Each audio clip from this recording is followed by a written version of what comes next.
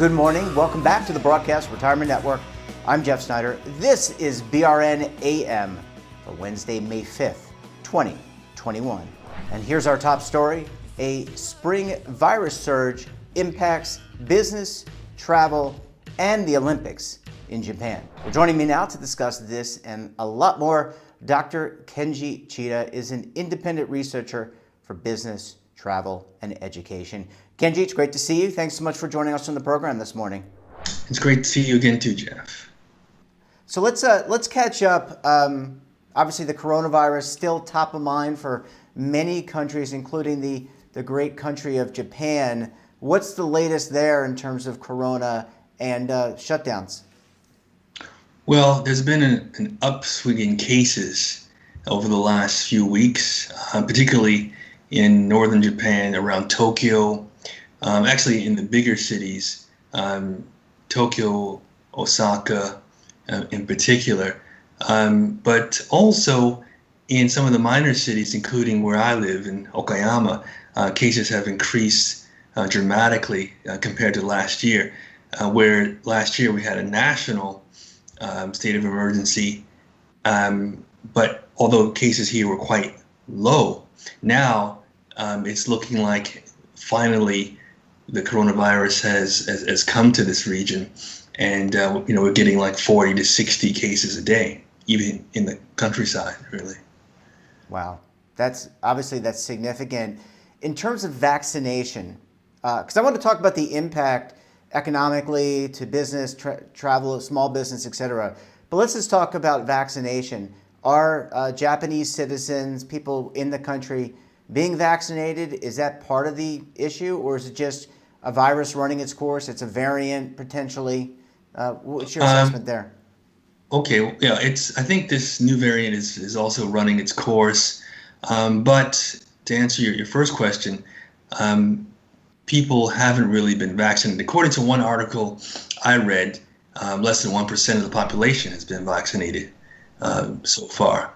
So the priority has been with healthcare workers, and they received the first wave of vaccinations for them, I think, came in February, and the vaccination schedule was supposed to include vaccinating healthcare workers who are dealing with patients, I guess, in an emergency level, and then the healthcare workers who are at different levels of the medical field, slowly but surely. But there had never been originally any plan to vaccinate everyone.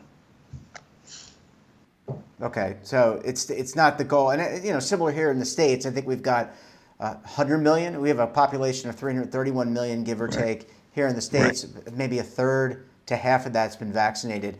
Let's talk about the economic impact. Well, actually, first, let's talk about education. What is the current situation with education? Are children, college students, high school students going physically to school, or are they still doing virtual learning?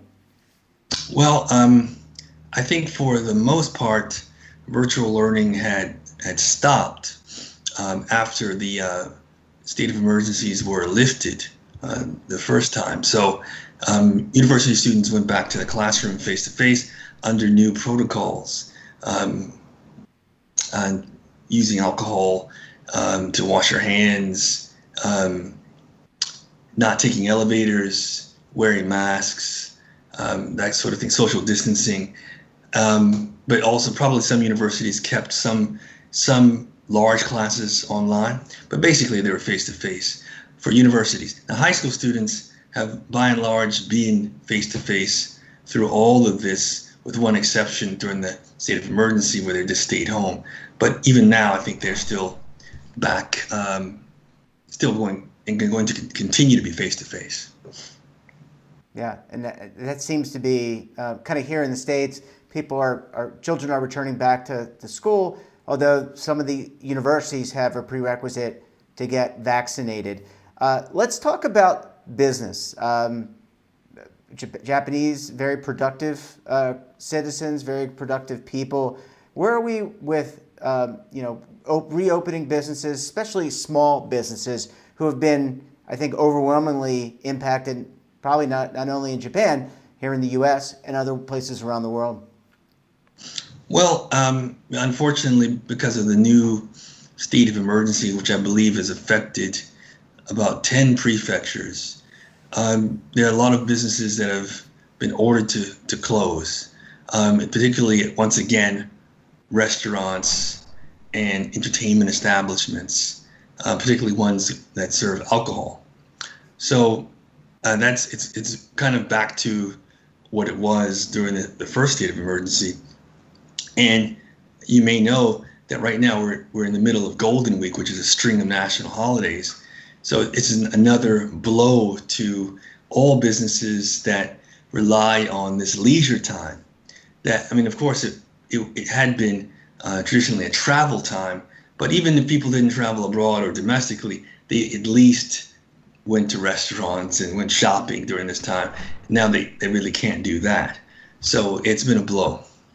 Yeah, and understandably. I think small businesses, as I said before, overwhelmingly impacted. This is going to impact the bottom line. This is going to impact saving rates, the ability for people to be financially independent and secure. I think it's going to put a lot of strain on pension system, retirement system, et cetera. Last question for this segment, and I think it sets us up nicely for the next segment, which is going to be about the Olympics. Let's talk about travel. You kind of alluded to it before. Let's talk about country travel, so traveling abroad or traveling into Japan. And then what's the state of intra-travel? Because people, to your point, I mean, during the holidays, people like to go to all different parts of Japan, right, to meet family and enjoy. So what's the state there? Well, I mean, one of the reasons why the Prime Minister declared, I guess you could say, a quantified state of emergency was to dissuade people from traveling during Golden Week, which is what people usually do. So I think some people will travel back home for Golden Week or have done it, but I think the overwhelming majority of people who can afford not to will not travel. And again, it's going to totally disrupt what people would do, which would be to enjoy the time with their family during the string of national holidays. Yeah, and also disrupt business because right, businesses, as you said, are dependent on this. Let's take a very quick break. I want to talk about the Olympics. When we come back, we'll talk to Dr. Chida about the Olympics, what's planned, and maybe whether or not people can actually go see the Olympics. You're going to want to stay tuned right here on BRN AM.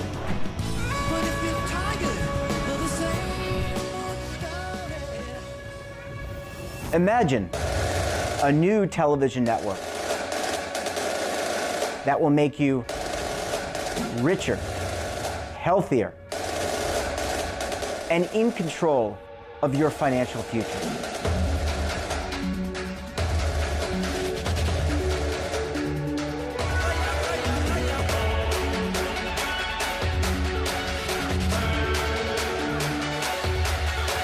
This network is for the policewoman in Nashville, Tennessee, the baker in Dubuque, Iowa, the teacher in Lexington, Kentucky. We want to make the idea of savings and retirement culturally relevant. But what do you see as a defining issue of the midterms, especially for the smaller businesses? I mean, they are the lifeblood of the American economy.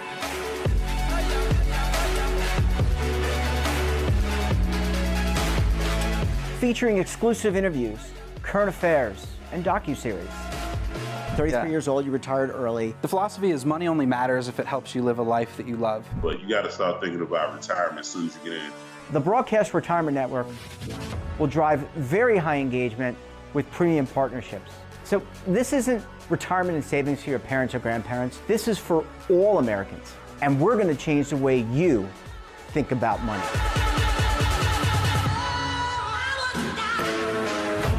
Welcome to the next frontier of retirement and savings. This is BRN, the Broadcast Retirement Network.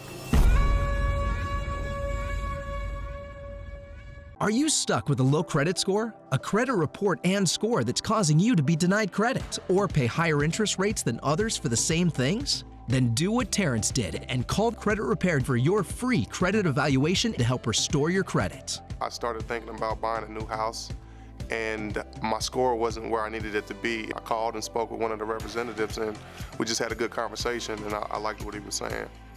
Just one call for his free credit evaluation was all it took to start back on the track to repairing his credit. I'm seeing the deletions and I'm getting the report, so I know something's being done.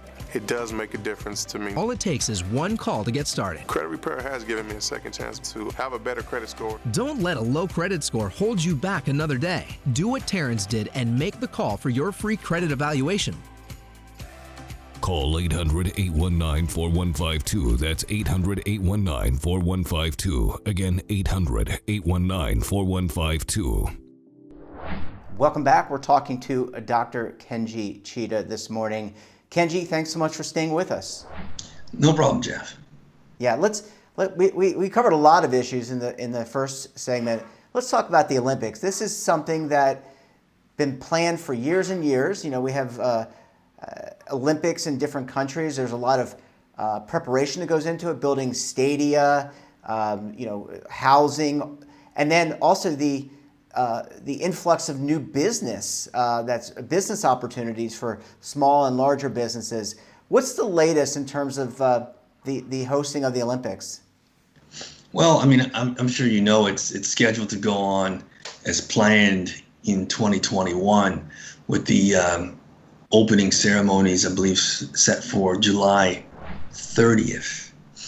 So, but up until that point, we have this, especially in Tokyo, this surge of corona cases, and sometimes reaching over 1,000 a day.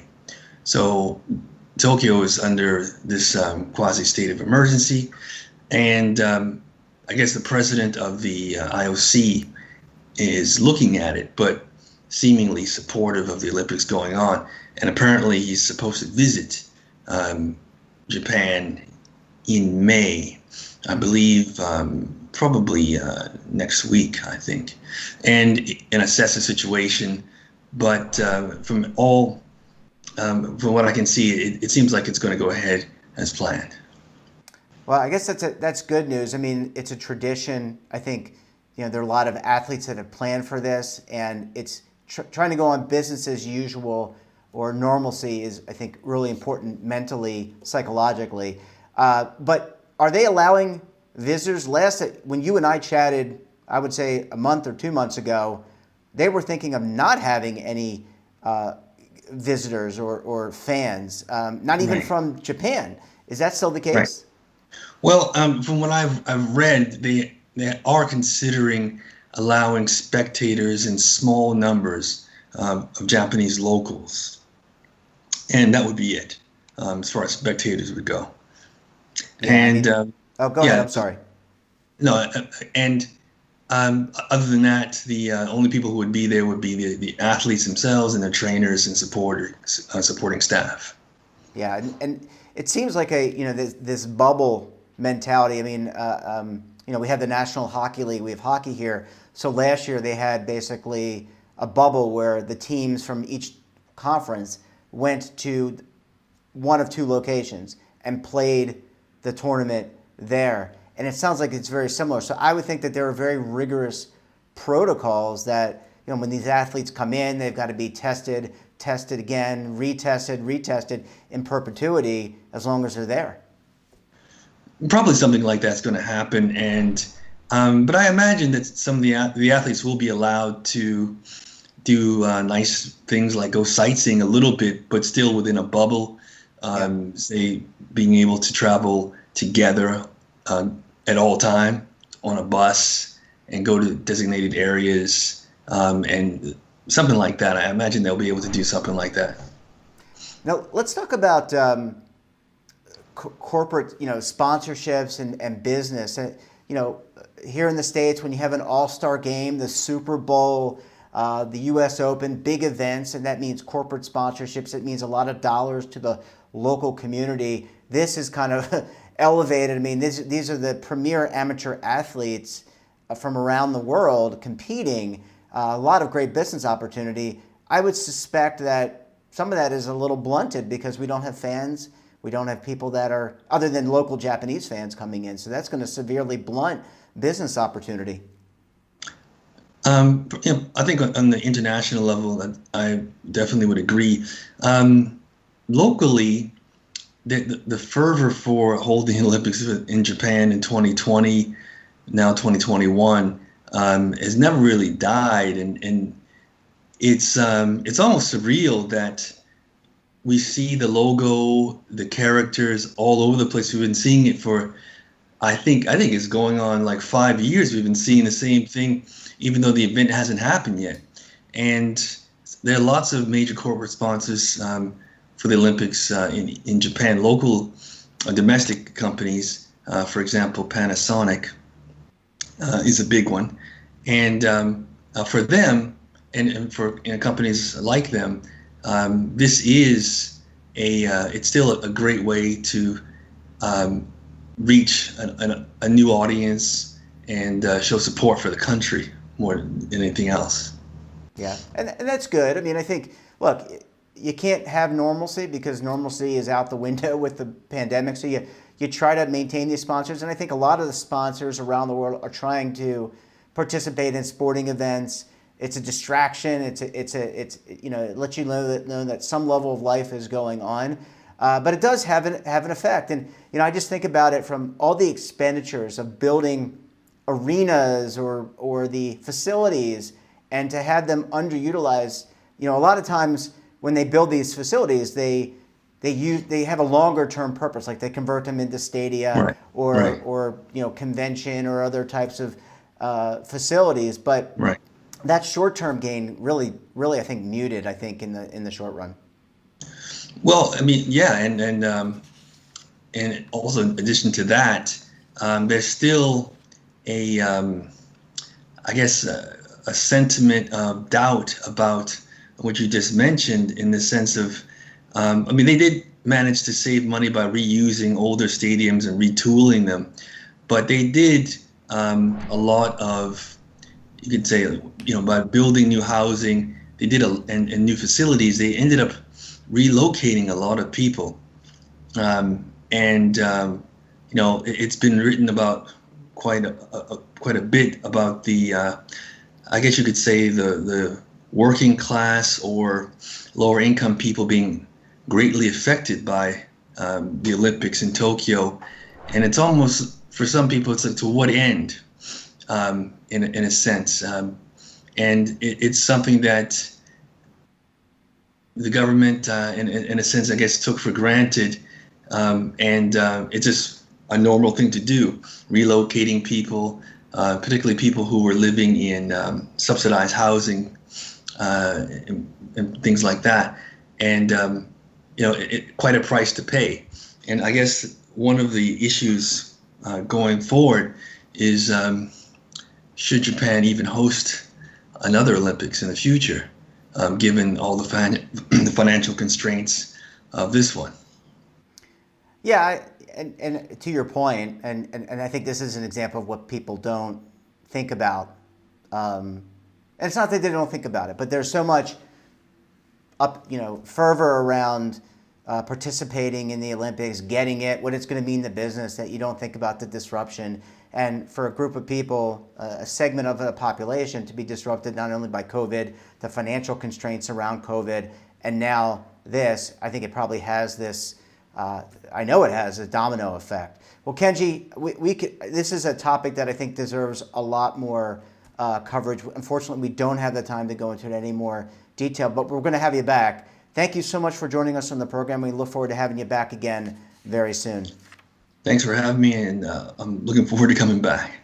That wraps up this episode of BRN AM. Have a topic of interest, someone you think we should talk to, then drop us a line. And don't forget, for all the information in retirement markets, technology, personal finance, so much more, check out today's edition of our daily newsletter. Don't forget, we're back again tomorrow. So until then, I'm Jeff Snyder. Stay safe, keep on saving, and don't forget, roll with the changes.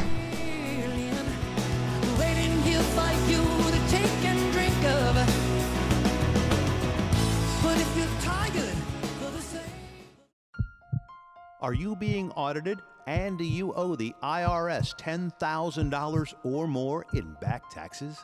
Is the IRS threatening to take more of your money? Don't fight the IRS alone. The Tax Doctor is here to help you negotiate your tax bill and reduce your stress. The IRS can freeze your assets and seize your bank accounts, but you can stop these IRS actions.